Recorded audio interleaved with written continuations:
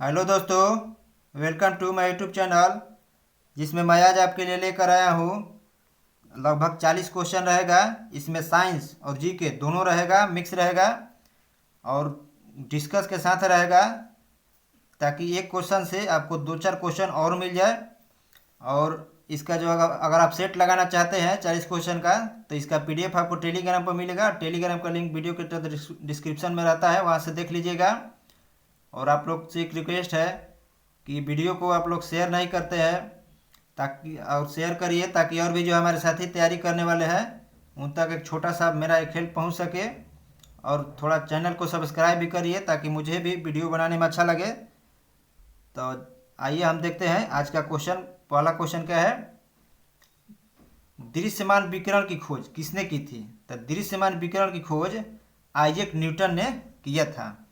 और दृश्यमान जो विकिरण होता है यह प्रमुख रंगों में विभक्त होता है, जिसमें जो बैगनी रंग है वो सबसे कम होता है तरंगदैर्ध्य उसका, और जो लाल रंग है उसका तरंगदैर्ध्य अधिकतम होता है। तो बैगनी जो रंग है उसका तरंगदैर्ध्य कितना होता है? तो 400 न्यूटन मीटर से 4000 एंगस्ट्रम होता है। कितना? 400 न्यूटन मीटर याद रखिएगा। कितना? Newton metre.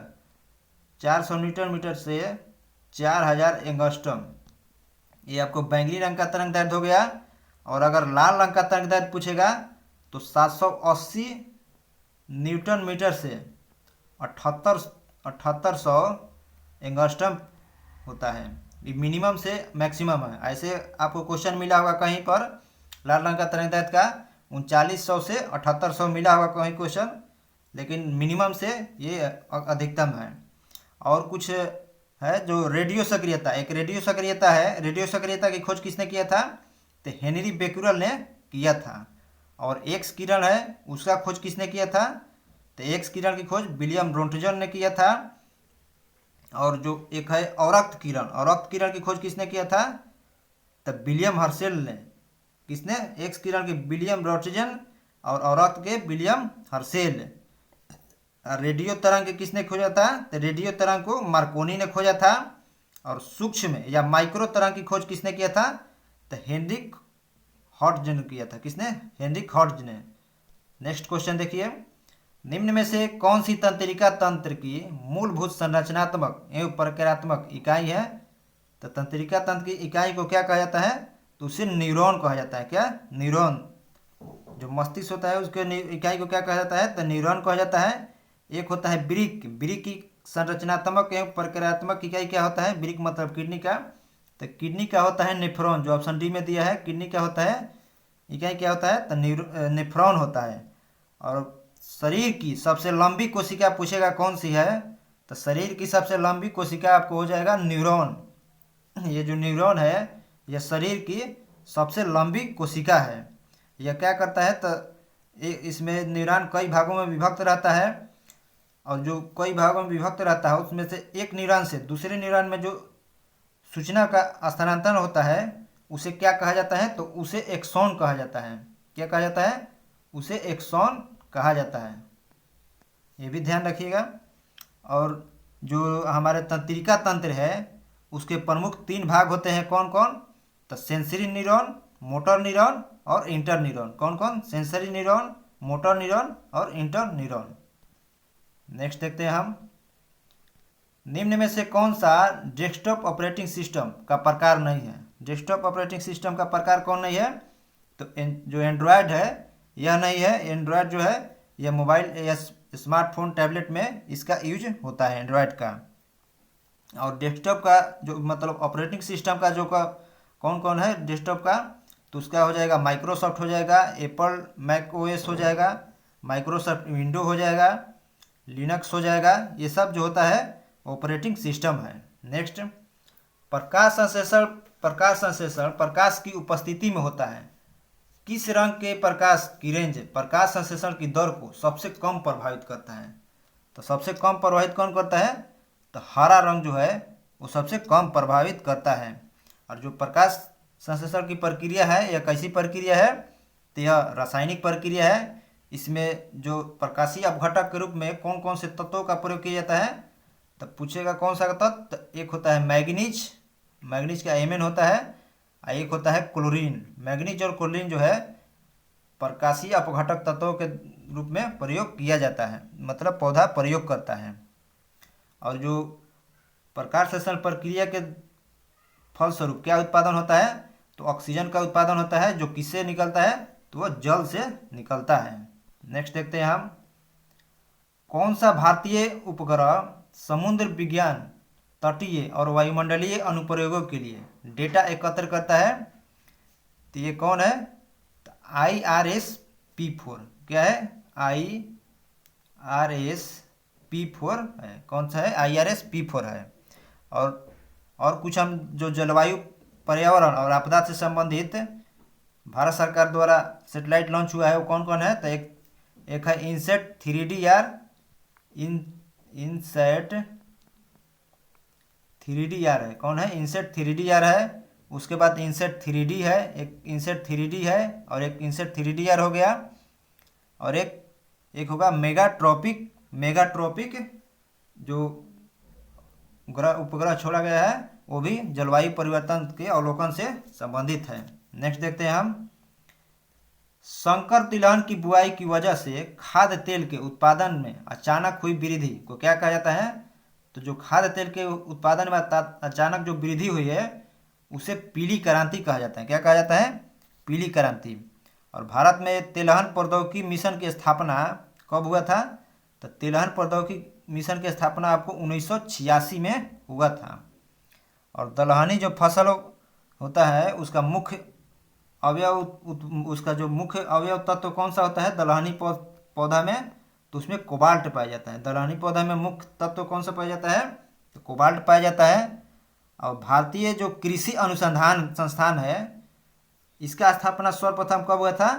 तो 1905 में हुआ था। कब? कृषि अनुसंधान की स्थापना 1905 में हुआ था। कहाँ पर? तो पूसा बिहार में हुआ था। पूसा जगह है बिहार में, वहीं पर हुआ था। और किसके द्वारा हुआ था, मतलब किस, उस वक्त गवर्नर जनरल भारत का वायसराय कौन था? तो लॉर्ड कर्जन था। 1905 में कौन था? लॉर्ड कर्जन के समय ही बिहार के पूसा में भारतीय कृषि अनुसंधान की स्थापना हुई थी। और एक है भारतीय कृषि अनुसंधान परिषद है। ये तो अनुसंधान है, लेकिन वो अनुसंधान परिषद है। तो अनुसंधान परिषद की स्थापना कब हुई थी? तो उसकी स्थापना 23 मई 1929 में हुई थी। कब? 23 मई 1929 में भारतीय कृषि अनुसंधान परिषद की। और इसका मुख्यालय कहाँ है? तो इसका मुख्यालय दिल्ली में है। भारत का जो सिक्किम है, उसको जैविक राज्य का दर्जा मिला है। किस राज्य का? तो जैविक राज्य का दर्जा मिला है सिक्किम को। मतलब वहाँ पे जो खाद है, यूरिया, आप सुनेंगे यूरिया खाद, ये सब इसका प्रयोग नहीं होता है। वहाँ पर जैविक खाद का, जैसे गोबर का खाद, सड़े गले चीज़ों का खाद, उसका खाद का प्रयोग किया जाता है। नेक्स्ट देखते हैं हम, जी, छोटा जी है। छोटा जी मतलब गुरुत्वाकर्षण का मान r त्रिज्या के मान के अनुसार बदलता है। तो किसी छात्र को जी का मान कहाँ पर न्यूनतम प्राप्त होगा? तो न्यूनतम जो जी का मान है वो कहाँ पर प्राप्त होगा? तो वह भूमध्य रेखा पर प्राप्त होगा। कहाँ पर? भूमध्य रेखा पर। और पृथ्वी के ध्रुव पर जी का मान कितना होता है? ध्रुव पर पूछेगा तो महत्तम होता है। कितना होता है? ध्रुव पर महत्तम होता है। और ये कहाँ पर न्यूनतम होता है? तो भूमध्य रेखा पर। और पृथ्वी के घूर्णन गति अगर बढ़ जाएगा तो जी का मान क्या हो जाएगा? गुरुत्वाकर्षण का मान तो घट जाएगा। और पृथ्वी का घूर्णन गति जो है अगर घटेगा तो जी का मान बढ़ जाएगा। और एक क्वेश्चन आता है कि अगर पृथ्वी की जो वर्तमान कोणीय चाल है, उससे अगर 17 गुनी अधिक कोणीय चाल से पृथ्वी अगर घूमने लगे, तो पृथ्वी पर जो वस्तुएं हैं उसका भार क्या हो जाएगा? तो उसका भार शून्य हो जाएगा। क्या हो जाएगा? शून्य हो जाएगा। और पिछले क्वेश्चन जो है तिलहन क्रांति हुआ, मतलब पीली क्रांति हुआ, तिलहन से संबंधित है। इसके बारे में हम आपको कुछ और क्रांति बता दे रहे हैं। एक होता है हरित क्रांति। हरित क्रांति किससे संबंधित है? तो खाद्यान्न उत्पादन से। श्वेत क्रांति दूध उत्पादन से। भूरी क्रांति उर्वरक उत्पादन से। पीली क्रांति तिलहन उत्पादन से। गुलाबी क्रांति झींगा मछली उत्पादन से। और रजत क्रांति कपास उत्पादन। और स्वर्ण रेशा क्रांति जूट उत्पादन से। और सदाबहार क्रांति समग्र कृषि विज्ञान से संबंधित है। पिछले क्वेश्चन का मैंने कुछ बता दिया उसका फैक्ट। आइए अब नेक्स्ट देखते हैं हम। नेक्स्ट क्या है कि हाइड्रोपोनिक्स किस प्रकार की कृषि को संदर्भित करता है। हाइड्रोपोनिक्स है, इसके अंतर्गत किस प्रकार की कृषि किया जाता है। तो इसके अंतर्गत जिसमें पौधों को खनिज पोषक के विलयन में बिना मिट्टी के उगाया जाता है, मतलब बिना मिट्टी के पौधों को उगाना क्या कहलाता है, तो उसे हाइड्रोपोनिक्स कहते हैं। क्या कहते हैं? हाइड्रोपोनिक्स है। और फसलों का जो अध्ययन, फसलों के प्रबंधन का अध्ययन किया जाता है उसे क्या कहा जाता है, तो उसे कहा जाता है एग्रोनॉमिक्स। फसलों का जो प्रबंधन का अध्ययन किया जाता है उसको किसके अंतर्गत किया जाता है, तो एग्रोनॉमिक्स के अंतर्गत किया जाता है। और कुछ अध्ययन है जिसको हम लोग देख लेंगे। एक होता है एग्रेस्टोलॉजी। एग्रेस्टोलॉजी में किसका अध्ययन किया जाता है, तो घास का अध्ययन किया जाता है। और एक होता है एपीकल्चर। एपीकल्चर में किसका अध्ययन किया जाता है, तो मधुमक्खी पालन का अध्ययन एपीकल्चर कहलाता है। और आर्बोरिकल्चर एक होता है। आर्बोरिकल्चर में वृक्ष एवं झाड़ियों का अध्ययन किया जाता है। एक होता है पेलियोबोटनी। पेलियोबोटनी में क्या कहा जाता है, तो उसमें जीवाश्म, जो पौधे के जीवाश्म का है उसका अध्ययन किया जाता है पेलियोबोटनी में। फ्लोरिकल्चर है। फ्लोरिकल्चर में व्यापारिक स्तर पर जो फूल की कृषि की जाती है उसका अध्ययन क्या कहलाता है, तो फ्लोरिकल्चर कहलाता है। और सब्जियों का अध्ययन क्या कहलाता है, तो ओलेरिकल्चर। वन के संरक्षता एवं वन के मतलब रक्षा एवं संवर्धन का उसका अध्ययन क्या कहलाता है, तो उसको सिल्वीकल्चर कहा जाता है। नेक्स्ट देखते हैं हम। निम्न में से कौन सा कंप्यूटर पर प्रयोग किए जाने वाला डेटाबेस सॉफ्टवेयर नहीं है। तो कंप्यूटर पर प्रयोग करने वाला डेटाबेस सॉफ्टवेयर कम नहीं है, तो इसमें MS वर्ड नहीं है। और कई संबंधित फाइलों का समूह को क्या कहा जाता है, तो उसे डेटाबेस कहा जाता है। नेक्स्ट देखते हैं हम। निम्न में से किस उपकरण का उपयोग रासायनिक ऊर्जा को विद्युत ऊर्जा में रूपांतरण के लिए प्रयोग किया जाता है। तो रासायनिक ऊर्जा को विद्युत ऊर्जा में, तो बैटरी आप देखे होंगे वो क्या होता है, रासायनिक पदार्थ होता है। तो रासायनिक ऊर्जा का प्रयोग विद्युत ऊर्जा में उत्पादन में किसका किया जाता है, तो बैटरी का प्रयोग किया जाता है। एक होता है डायनेमो। डायनेमो में क्या होता है, तो डायनेमो में यांत्रिक ऊर्जा से विद्युत ऊर्जा उत्पादन होता है। सौर सेल। सौर सेल में सौर ऊर्जा का विद्युत ऊर्जा में उत्पादन होता है। ट्यूबलाइट। ट्यूबलाइट में विद्युत ऊर्जा का प्रकाश ऊर्जा में उत्पादन होता है। एक होता है विद्युत सेल। विद्युत सेल तो यही है जिसमें रासायनिक ऊर्जा को विद्युत ऊर्जा में उत्पादन किया जाता है। और लाउड स्पीकर। लाउड स्पीकर में क्या होता है, तो बिजली से ध्वनि का उत्पादन किया जाता है। नेक्स्ट देखते हैं हम। नेक्स्ट है 1 पेटाबाइट किसके बराबर होता है। तो 1 पेटाबाइट किसके बराबर होता है, तो 1024 TB के बराबर होता है 1 पेटाबाइट। इसमें मैं आपको एकदम छोटा से बड़ा तक क्रम तक बता दे रहा हूँ। एक 1024 बाइट बराबर कितना होता है, तो 1 किलोबाइट बराबर 1 किलोबाइट होता है। 1024 बाइट बराबर 1 किलोबाइट है, मतलब 1 KB। और 1024 KB बराबर 1 MB होता है। और 1024 MB बराबर 1 GB होता है। और 1024 GB बराबर 1 TB होता है। और 1024 TB बराबर 1 पेटाबाइट होता है। और 1024 पेटाबाइट बराबर 1 एक्साबाइट होता है। और 1024 एक्साबाइट बराबर 1 जेटाबाइट होता है। और उसके बाद अंतिम बचा है 1024 जेटाबाइट बराबर 1 योटाबाइट। इतना होता है आपको प्रोसेसर, मतलब जो स्टोर होता है मेमोरी। आपके मोबाइल में फ़ोटो खींचते होंगे तो जो स्टोर होता है तो इसी को ही कहा जाता है ये। नेक्स्ट देखते हैं हम। निम्न में से कौन सी ग्रीन हाउस गैस नहीं है। ग्रीन हाउस गैस निम्नलिखित में से कौन नहीं है, तो इसमें जो ऑक्सीजन है यह ग्रीन हाउस गैस नहीं है। बाकी हाइड्रोफ्लोरोकार्बन, मीथेन और कार्बन डाइऑक्साइड ये सभी ग्रीन हाउस गैसें हैं। और ग्रीन हाउस जो गैसें हैं इसमें यह इसको मतलब जो वायु जो प्रदूषण होता है यह कितने प्रकार का होता है, तो 3 प्रकार का होता है वायु प्रदूषण। एक ठोस कण द्वारा प्रदूषण होता है, एक तरल प्रदूषण होता है और एक गैसीय प्रदूषण होता है। तो ठोस में कौन कौन होता है, तो ठोस में आ जाएगा आपको एरोसोल, धूल कण और जो औद्योगिक अपशिष्ट होता है ये सब ठोस कण प्रदूषण होता है। और एक होता है तरल प्रदूषण। तरल प्रदूषण में कौन कौन आता है, तो तरल में आ जाएगा आपका यूरिया, अमोनिया और नाइट्रेट युक्त जल होता है। और गैसीय प्रदूषण में हो जाएगा CO जो किससे निकलता है, तो जो जो वाहन होता है, वाहन के जो धुआं निकलता है चलने पर, उससे कौन सी गैस निकलती है? तो CO गैस निकलती है। और ये जो CO होता है, जो हमारे शरीर में ब्लड पाया जाता है, ब्लड से बहुत जल्दी ही अभिक्रिया करता है, मतलब शरीर में अगर अंदर गया तो ये ब्लड में आपको जल्दी जाएगा, जो बहुत ही नुकसान करता है। और एक होता है गैसीय प्रदूषण, SO2 होता है, और एक NO2 होता है। कौन? SO2 और NO2। और एक होता है CFC गैस, जो फ्रिज और जो AC है उससे निकलता है। जिससे क्या हो रहा है? तो इससे तापमान में, वैश्विक तापमान में CFC से वृद्धि हो रहा है, और जो ओजोन परत है उसका नाश हो रहा है। और जो ओजोन परत है उसको नापने की इकाई क्या है? तो उसको ओजोन परत की नापने की इकाई डॉप्सन है। और वायुमंडल में CO2 के वृद्धि से क्या होता है? तो हरितगृह प्रभाव होता है।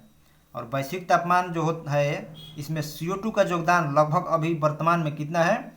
तो CO2 का योगदान जो है, CO2 60%, वैश्विक तापमान की जो वृद्धि हो रहा है उसमें CO2 का योगदान 60% है। और जो मीथेन का योगदान है, वो मीथेन हरितगृह प्रभाव में कितना है? तो वह 20% है। मीथेन कितना है? 20%। नेक्स्ट देखते हैं हम, भारत सरकार द्वारा ईमेल, आउटबाउंड डायलिंग और SMS संदेशों के माध्यम से भारतीय नागरिकों से संपर्क करने हेतु प्रयोग की जाने वाली इलेक्ट्रॉनिक प्रणाली कौन सी है? तो यह है ई-संपर्क। कौन सा प्रणाली है? ई-संपर्क। SMS है, तो SMS का फुल फॉर्म क्या होता है? तो शॉर्ट मैसेजिंग सर्विस होता है। और ईमेल, ये जो SMS है सर्वप्रथम ईमेल द्वारा भेजा गया था। तो ईमेल की खोज सर्वप्रथम कब हुआ था? तो 1971 में। किसके द्वारा? तो रेड टॉमलिंसन द्वारा हुआ था। इसमें कुछ फुल फॉर्म मैं बता दे रहा हूँ। एक होता है DVD का मतलब क्या होता है? तो डिजिटल वीडियो या वर्सटाइल डिस्क होता है। एक होता है DOS का मतलब डिस्क ऑपरेटिंग सिस्टम होता है। BSNL भारत संचार निगम लिमिटेड होता है। CD से कॉम्पैक्ट डिस्क होता है। BIOS से बेसिक इनपुट आउटपुट सिस्टम होता है। नेक्स्ट देखते हैं हम, 1928 में सरदार वल्लभ भाई पटेल ने ब्रिटिश सरकार के भू राजस्व बढ़ाने के निर्णय के विरोध में ... में हुए किसान आंदोलन का नेतृत्व किया था। तो कहाँ पर हुए आंदोलन का नेतृत्व किया था सरदार वल्लभ भाई पटेल ने? तो ये बरदौली में हुए आंदोलन का नेतृत्व किया था इन्होंने। बरदौली कहाँ है? तो गुजरात में हुआ है। वहीं पर 1928 में जो आंदोलन है उसका नेतृत्व सरदार वल्लभ भाई पटेल ने किसानों की तरफ से किया था। और इसी आंदोलन में गांधी जी ने महिलाओं की ओर से सरदार वल्लभ भाई पटेल को, पहले तो वल्लभ भाई पटेल इनका नाम था, इन्हें सरदार की उपाधि कब दी गई? तब बरदौली सत्याग्रह में वहाँ की महिलाओं द्वारा किसका उपाधि दिया गया था? तो सरदार की उपाधि दिया गया था। इसमें जो ऑप्शन में दिया है लुम्बिनी किसका स्थान है? तो लुम्बिनी महात्मा बुद्ध के जन्म स्थान है। पावापुरी किसका क्या है? तो पावापुरी में महावीर की निर्वाण की प्राप्ति हुई थी, मतलब महावीर जी की मृत्यु कहाँ हुई थी? तो यह पावापुरी में ही हुई थी। श्रीरंगपट्टनम कहाँ है? तो श्रीरंगपट्टनम मैसूर की राजधानी थी। जो वो किसकी राजधानी थी? तो टीपू सुल्तान की राजधानी थी मैसूर। नेक्स्ट देखते हैं हम, किस वर्ष में ब्रिटिश सरकार द्वारा 7 ब्रिटिश संसद सदस्यों के समूह साइमन कमीशन का गठन किया गया था? तो साइमन कमीशन का जो गठन हुआ था 1927 में हुआ था। लेकिन भारत में साइमन कब आया था? तो 3 फरवरी 1928 को साइमन भारत में, मतलब साइमन का आगमन हुआ, जिसे क्या कहा जाता है? तब व्हाइट मैन कमीशन भी कहा जाता है, क्योंकि इसमें सभी जो सदस्य थे वो सभी अंग्रेज थे। और साइमन कमीशन जब आया था तो उसका बहुत भारी विरोध हुआ, जिसमें जो लाला लाजपत राय हैं, जिन्हें पंजाब केसरी भी कहा जाता है, इनको ये विरोध कर रहे थे लाहौर में श्वेत व्हाइट मैन कमीशन का, मतलब साइमन कमीशन का। तो उसी में इनको लाठी से इतना ये लोगों ने मारा अंग्रेज ने कि ताकि इनके क्या हुआ कि इनकी मृत्यु हो गई। क्या हुआ? लाला लाजपत राय की, तो इनकी मृत्यु हो गई।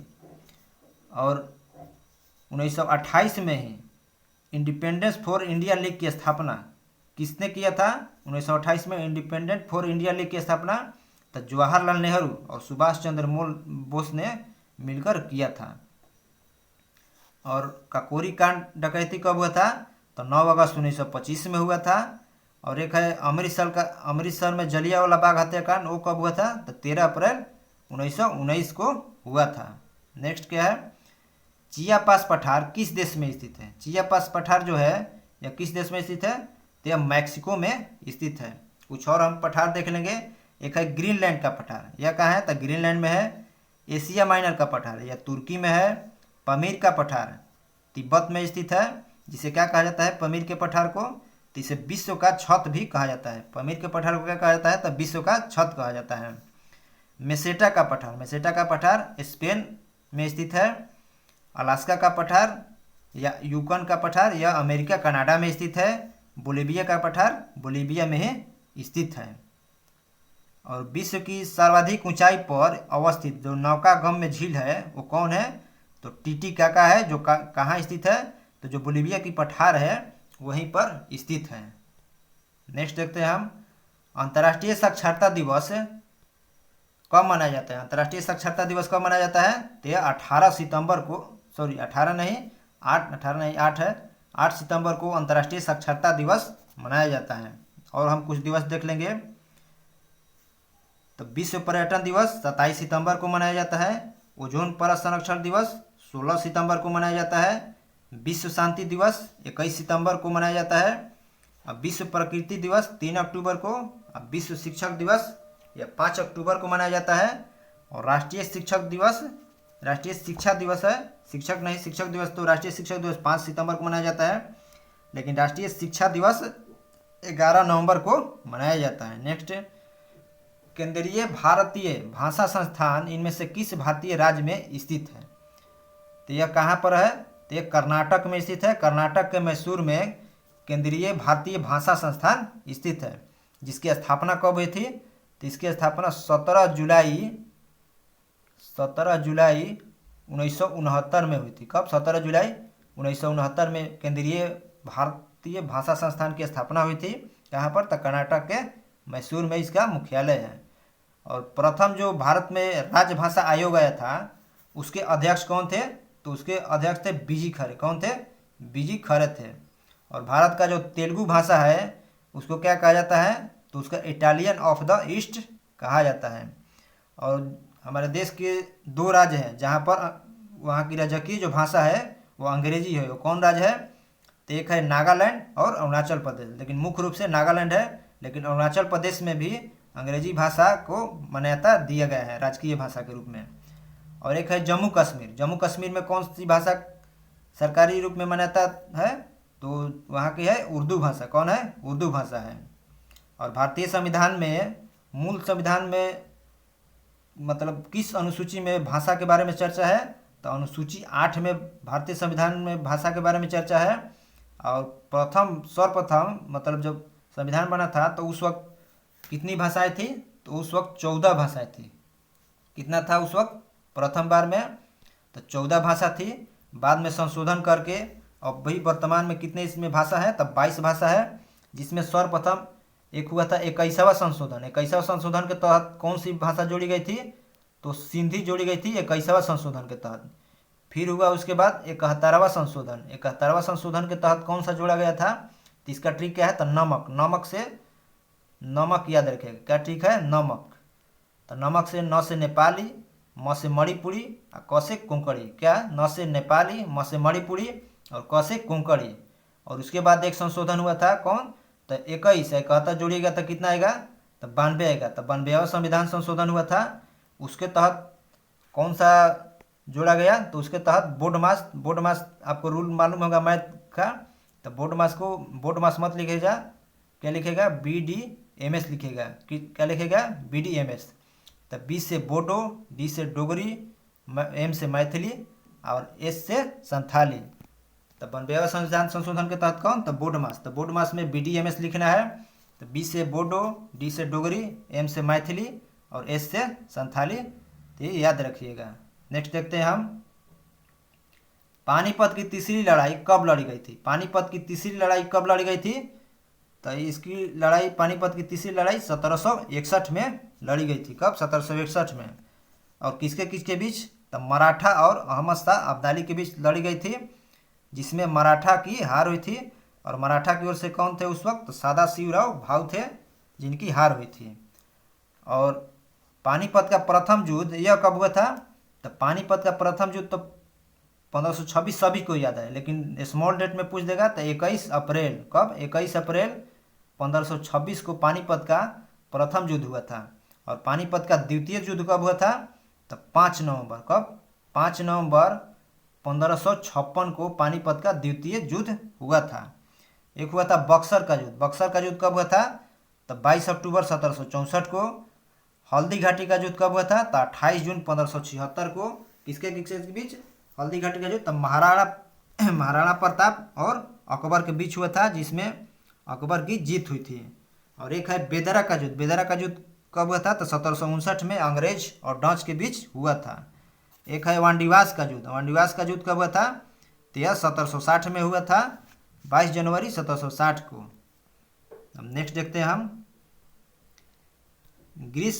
ग्रीष्मकालीन ओलंपिक 2024 का आयोजन किस शहर में किया जाएगा?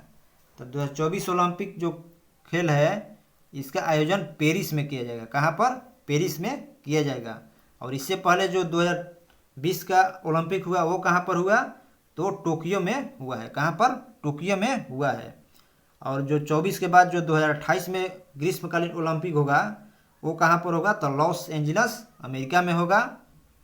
और उसके बाद जो 32 में होगा, तो 32 में होगा वो होगा ब्रिस्बेन में होगा। कहाँ पर? ब्रिस्बेन में होगा। और जो 36 में होगा उसको हाल ही में जो ओलंपिक कमेटी है उसके द्वारा सूचना दिया गया है कि जो 2036 में ओलंपिक खेल होगा वो कहाँ पर होगा? तो हमारे देश भारत में होगा। कहाँ पर? भारत में होगा। और जो 2020 में टोक्यो ओलंपिक हुआ उसमें भारत ने कितना पदक जीता है? तो भारत ने 7 पदक जीता है। तो याद रखिएगा 1-2 का 4, क्या? 1-2 का 4, 1 गोल्ड 2 सिल्वर और 4 कांस्य, जिसमें 1 गोल्ड कौन जीते हैं? वो नीरज चोपड़ा जीते हैं। किसमें? तो भाला फेंक में जीते हैं। और हाल ही में एशियन गेम हुआ उसमें भी नीरज चोपड़ा ने भाला फेंक में गोल्ड मेडल जीता है। और जो टोक्यो ओलंपिक हुआ इसमें पूछेगा कि भारत की ओर से शुरुआत जब हुआ था टोक्यो ओलंपिक, तो उसमें भारत की ओर से ध्वजवाहक कौन थे? तो भारत की ओर से शुरुआत में ध्वजवाहक थे मैरी कॉम और Manpreet Singh. Mary Kom boxing player है और मनप्रीत सिंह हॉकी के कप्तान है, पुरुष हॉकी टीम के। और जो समापन समारोह में भारत की ओर से ध्वजवाहक कौन थे? तो वो बजरंग पुनिया थे। कौन थे?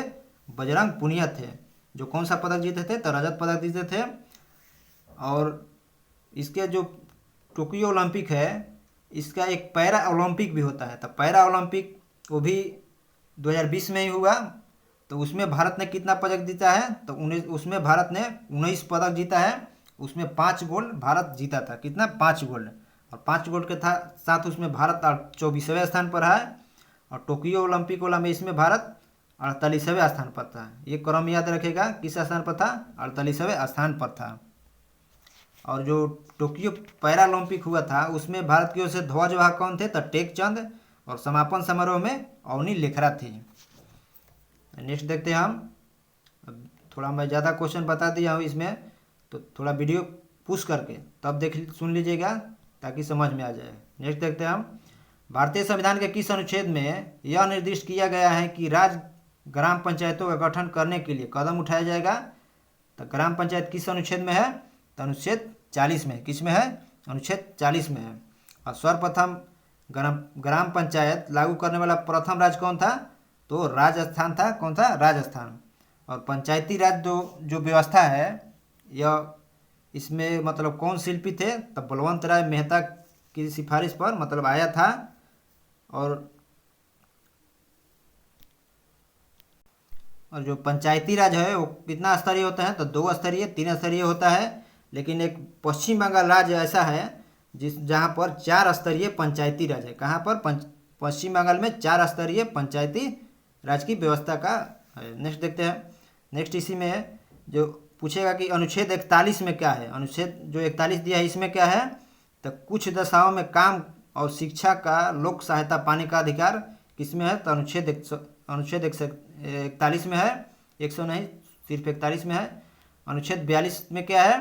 तो इसमें न्याय संगत और मनोचित दशा में मतलब प्रसूति की जो सहायता है वो अनुच्छेद 42 में है। अनुच्छेद 43 में क्या है?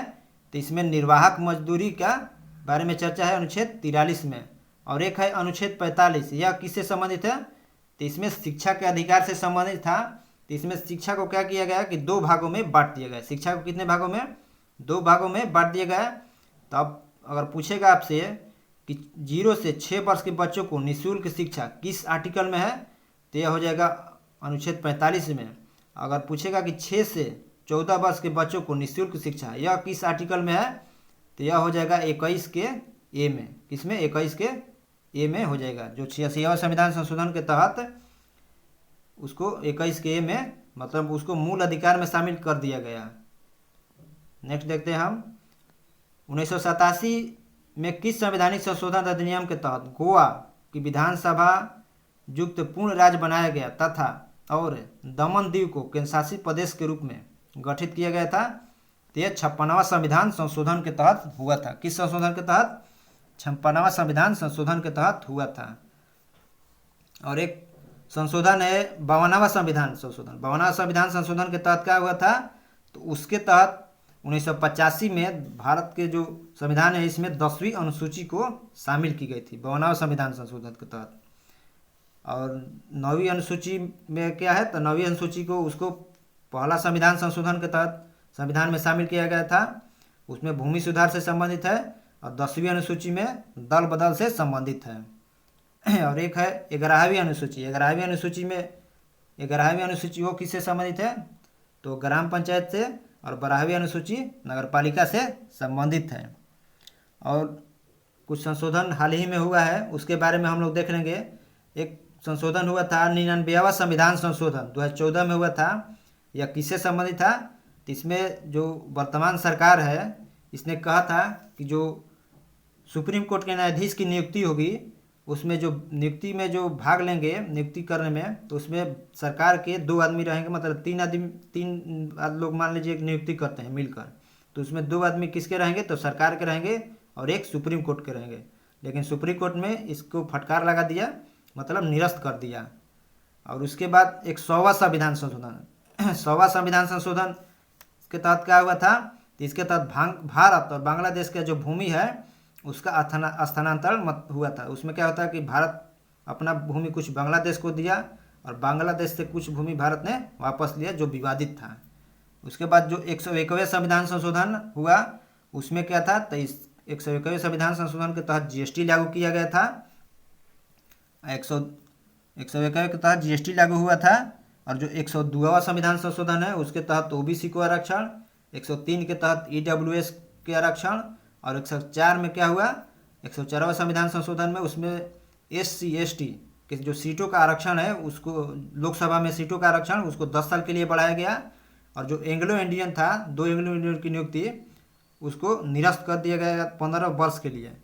कितना वर्ष? 15 वर्ष के लिए निरस्त कर दिया गया है इस 104वां संविधान संशोधन के तहत। और जो 105वां संविधान संशोधन है इसमें शैक्षणिक जो पिछड़े वर्ग आयोग हैं उनके लिए कुछ संशोधन लाया गया। और हाल ही में वर्तमान में 106वां संविधान संशोधन हुआ। कौन? 106वां संविधान संशोधन। इसके तहत क्या हुआ? इसके तहत जो सांसद महिलाएं हैं उनको आरक्षण में बढ़ोतरी किया गया है। अब 33% महिलाएं संसद में भाग लेंगी। लेकिन ये अभी लागू नहीं हुआ, ये लागू हुआ अगले चुनाव से शायद लागू हो जाएगा, इसमें लागू नहीं होगा। नेक्स्ट देखते हैं हम सड़क यातायात शिक्षा संस्थान भारत के किस शहर में स्थित है? तो किस शहर में स्थित है? तो फैजाबाद में स्थित है। कहाँ पर? फैजाबाद में। सेंट्रल रोड रिसर्च इंस्टीट्यूट, ये इसकी स्थापना कब हुआ था? रोड रिसर्च इंस्टीट्यूट का तो उसकी स्थापना 1954 में हुआ था। कब? 1954 में। और भारत जो है सड़क के मामले में विश्व में दूसरे नंबर पर है। एक बीआरओ है, बीआरओ जो है वो भी सड़क निर्माण करता है, लेकिन वो जो भारत के सीमावर्ती क्षेत्र है, मतलब सीमा क्षेत्र है, वहाँ पर सड़क निर्माण करता है बीआरओ। तो बीआरओ की स्थापना कब हुआ था? तो 1960 में हुआ था। और भारत में एक सड़क बना है जिसे स्वर्णिम चतुर्भुज कहा जाता है। तो उसकी लंबाई कितना है स्वर्णिम चतुर्भुज की? तो 5846 किलोमीटर उसकी लंबाई है, जो भारत के 4 महत्वपूर्ण महानगर है उसको जोड़ता है। कौन कौन? तो दिल्ली, मुंबई, चेन्नई और कोलकाता को उसी हाईवे से जोड़ा जाता है, जिसे क्या कहा जाता है? तो स्वर्णिम चतुर्भुज कहा जाता है। और भारत में राज्यों में सड़क मार्ग की लंबाई में प्रथम कौन है? तो महाराष्ट्र है। और भारत का सबसे लंबा रेल रेल सड़क पुल, मतलब ऐसा पुल है कि जिस पर रेल भी चलेगा और जो फोर व्हीलर होता है, मतलब गाड़ी होता है, वाहन भी होता है, वहीं वाहन भी चलेगा और रेल भी चलेगा। तो रेल सड़क पुल कहाँ पर बना है सबसे लंबा भारत का? तो ये बना है अरुणाचल प्रदेश में। इसका नाम क्या है? तो भूपेन हजारिका सेतु है। यह ढोला सदिया नदी पर बना है, जिसकी लंबाई कितना है? तो 9.15 किलोमीटर, मतलब 9 किलोमीटर से ज़्यादा लंबाई पर स्थित है। और भारत का पूछेगा कि सबसे छोटा राष्ट्रीय राजमार्ग कौन है? NH है। कौन सा छोटा? तो वो 47A जो है भारत का सबसे छोटा राजमार्ग है, जो मात्र 6 किलोमीटर है। नेक्स्ट, मोहनजोदाड़ो कहाँ स्थित है? मोहनजोदाड़ो कहाँ स्थित है? तो यह सिंध में स्थित है। यह सिंधु नदी के तट पर स्थित है। इसकी खोज कब हुई थी? तो 1922 में मोहनजोदाड़ो की खोज हुई थी, राखलदास बनर्जी द्वारा हुआ था। और मोहनजोदाड़ो का शाब्दिक अर्थ क्या होता है? तो मृतकों का टीला होता है। और नर्तकी की कांस्य की मूर्ति कहाँ से मिला था? तो मोहनजोदाड़ो से ही मिला था। और मोहनजोदाड़ो में जो निवासी थे वो वहाँ पर अधिकतम किसकी आबादी थी? तब जो भूमध्य सागरीय लोग होते हैं उनकी आबादी अधिकतम थी। और मोहनजोदाड़ो की सबसे बड़ी विशाल इमारत कौन है? तो अन्नागार है। क्या है? अन्नागार, मतलब अन्न रखने वाला जो घर होता है वो मोहनजोदाड़ो का सबसे बड़ी इमारत थी। और सिंधु घाटी सभ्यता का सबसे बड़ा स्थल मोहनजोदाड़ो ही है। नेक्स्ट देखिए, निम्न में से कौन सा कथन सही है? तो सुचेता कृपलानी भारत की पहली प्रधानमंत्री थी? नहीं। सुचेता कृपलानी भारत की पहली उपराष्ट्रपति थी? नहीं। सुचेता कृपलानी भारत की पहली महिला राष्ट्रपति थी? भी गलत है। सुचेता कृपलानी किसी भारतीय राज्य की प्रथम महिला मुख्यमंत्री थी? तो ये सही है। जो कहाँ की मुख्यमंत्री बनी थी? तो यूपी की प्रथम महिला उप मुख्यमंत्री बनी थी। और जो मुख्यमंत्री होते हैं राज्य के वास्तविक प्रधान होते हैं। और मुख्यमंत्री की नियुक्ति राज्यपाल किस आर्टिकल के तहत करते हैं? तो आर्टिकल 164 के तहत मुख्यमंत्री की नियुक्ति राज्यपाल करते हैं। और भारत की जो मुख्यमंत्री है, मुख्यमंत्री के सिफारिश पर जो राज्यपाल हैं वो विधानमंडल को भंग कर सकते हैं। किसके सिफारिश पर? मुख्यमंत्री के सिफारिश पर। और भारत की पूछेगा कि प्रथम महिला राज्यपाल कौन थी? तो सरोजिनी नायडू थी, जो उत्तर प्रदेश की थी। और भारत की प्रथम महिला राष्ट्रपति कौन थी? तो प्रथम महिला राष्ट्रपति प्रतिभा देवी सिंह पाटिल थी। प्रथम महिला प्रधानमंत्री कौन थी? तो इंदिरा गांधी। प्रथम महिला लोकसभा अध्यक्ष मीरा कुमार। प्रथम महिला लोकसभा सचिव कौन थी? लोकसभा में महासचिव कौन थी प्रथम महिला? तो स्नेहलता श्रीवास्तव। और प्रथम महिला राज्यसभा की उपसभापति कौन थी? तो वो थी वायलेट अल्वा। कौन थी? Violet Alva. नेक्स्ट देखेंगे हम, ब्रह्मपुत्र उन प्रमुख नदियों में से एक है जो कई सहायक नदियों के साथ साथ देशों में प्रवाहित होती है। निम्न में से कौन सा ब्रह्मपुत्र की सहायक नदी नहीं है? तो ब्रह्मपुत्र की सहायक नदी कौन नहीं है? तो तमसा नहीं है। बाकी सुबनसिरी, तीस्ता और दिबांग जो है ब्रह्मपुत्र की सहायक नदी है। ब्रह्मपुत्र कहाँ से उद्गम होता है? तो ब्रह्मपुत्र जो की उद्गम होता है वो मानसरोवर झील से 80 किलोमीटर की दूरी पर चेमजुंग हिमनद से निकलती है, जिसे अरुणाचल प्रदेश में क्या कहा जाता है? पहले तो इसे तिब्बत में ब्रह्मपुत्र को सांगपो कहा जाता है। अरुणाचल प्रदेश में भारत में प्रवेश करने के बाद इसे दिहांग कहा जाता है। और फिर असम में आता है तो असम में ब्रह्मपुत्र कहा जाता है। और बांग्लादेश में इस नदी को जमुना के नाम से जाना जाता है। किस नाम से? जमुना के नाम से जाना जाता है। नेक्स्ट देखते हैं हम, कंपनी विधि 2013 के अनुसार कॉर्पोरेट विवाद का निपटान कौन करता है? तो इसका निपटान कौन करता है? तो NCLT करता है। कौन? NCLT करता है, जिसका फुल फॉर्म क्या होता है? तो नेशनल कंपनी लॉ ट्रिब्यूनल होता है। इसका गठन कब हुआ था? तो इसका गठन 2016 में हुआ था। नेक्स्ट देखते हैं हम, और ये चैनल का मेरा नाम है, थोड़ा सब्सक्राइब कर दीजिएगा ताकि मुझे भी एक छोटा सा हेल्प हो सके। और इसके बाद अब लास्ट क्वेश्चन ही चल रहा है। क्वेश्चन तो टाइम तो लगेगा, लेकिन क्वेश्चन आप देख रहे होंगे तो लग रहा होगा कि इसमें ज़्यादा डिस्कस है, जो आपके लिए बहुत ही एग्जाम के लिए फ़ायदा होगा। तो ये नेक्स्ट देखते हैं, मध्यकालीन भारत में वीर नरसिंह इनमें से किस राजवंश के शासक थे? वीर नरसिंह किस राजवंश के शासक थे? ते तुलु राजवंश के संस्थापक थे। वीर नरसिंह मतलब तुलु से संबंधित थे, और तुलु राजवंश के संस्थापक भी वीर नरसिंह ही थे। और जो भारत के में जब दिल्ली सल्तनत का जो एमबीटी का शासन चल रहा था, उसी वक्त दक्षिण में एक साम्राज्य बना, कौन? विजयनगर साम्राज्य। और विजयनगर साम्राज्य में 4 वंशों ने शासन किया। जैसे दिल्ली सल्तनत में 4 वंश थे, तो इसमें भी 4 वंशों कौन कौन थे? तो पहला था संगम, सुल्लू, तुल्लु और फिर अरविडू। 4 वंशों ने शासन किया। कौन कौन? तो संगम, सुल्लू, तुल्लु और अरविडू। तो संगम वंश के संस्थापक कौन थे? तो हरिहर एवं बुक्का थे। कौन? हरिहर एवं बुक्का संगम वंश के संस्थापक थे।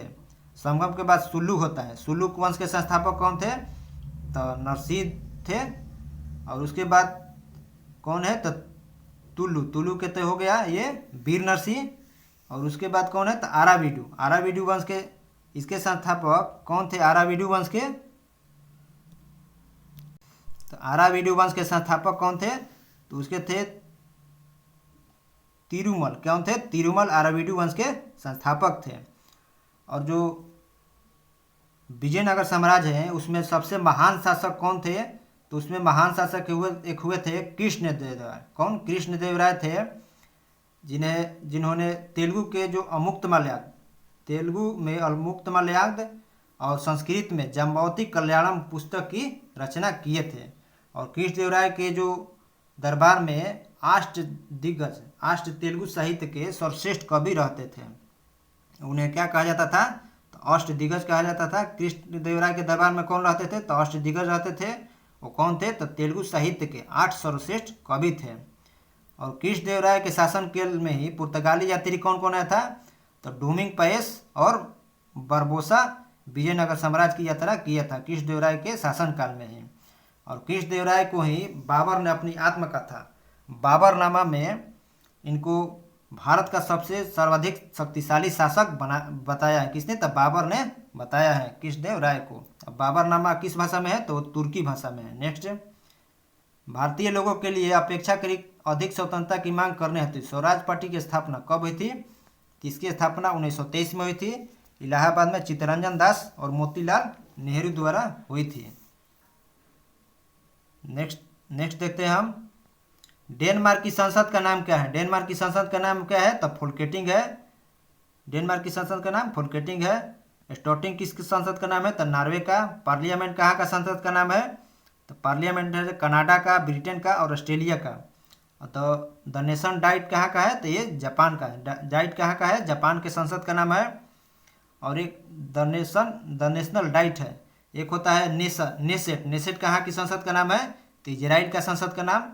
बांग्लादेश का संसद का नाम जातीय संसद। मलेशिया के दीवान निगारा। अफगानिस्तान के शोरा। स्विट्जरलैंड के फेडरल असेंबली और तुर्की के ग्रैंड नेशनल असेंबली है। नेक्स्ट, इनमें से कौन खिलाड़ी सभी अंतर्राष्ट्रीय क्रिकेट प्रारूपों में कुल मिलाकर 20,000 रन भी नहीं बना सका? कौन खिलाड़ी है? तो सुनील गावस्कर है। सुनील गावस्कर की प्रमुख पुस्तक कौन है? तो सन्नी डेज है। कौन है? सन्नी डेज है। एक है पीटी उषा का पुस्तक का नाम क्या है? तो गोल्डन गर्ल है। क्या है? Golden girl.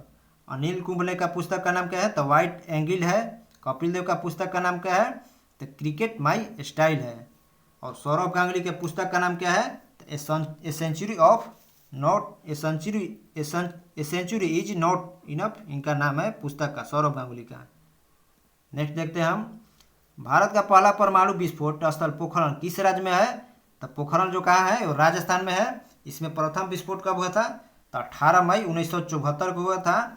ये जैसलमेर, राजस्थान के जैसलमेर में है। और इसका जो नाम दिया गया था, मतलब विस्फोट का कोड नाम क्या था? तो स्माइलिंग बुद्धा था। क्या था? स्माइलिंग बुद्धा था। और जो दूसरा पोखरण का विस्फोट हुआ वो कब हुआ था? तो 2 बार हुआ था। कब? 11 और 13 मई 1998 को हुआ था। उसका कोड नेम क्या था? तो उसका कोड नेम शक्ति 98 था। उसको सफलता प्राप्त करने में 3 वैज्ञानिक कौन कौन थे? तो आर चिदम्बरम, एपीजे अब्दुल कलाम और अनिल काकोदकर थे। और 1974 में जो पोखरण में विस्फोट हुआ उसमें किसका प्रयोग किया गया था? तो उसमें प्लूटोनियम का प्रयोग किया गया था।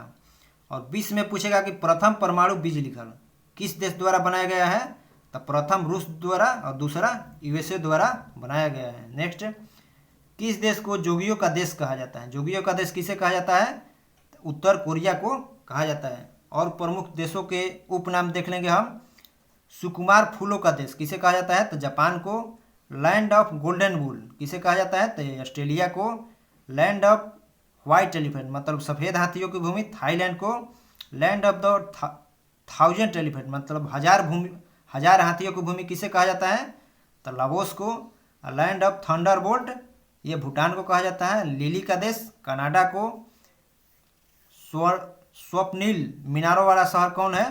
तो स्वप्निल जो मीनारों वाला शहर है उसको किसे कहा जाता है? तो ऑक्सफोर्ड को कहा जाता है। और स्वर्णिम पैगोडा का देश यह किसे कहा जाता है? तो म्यांमार को।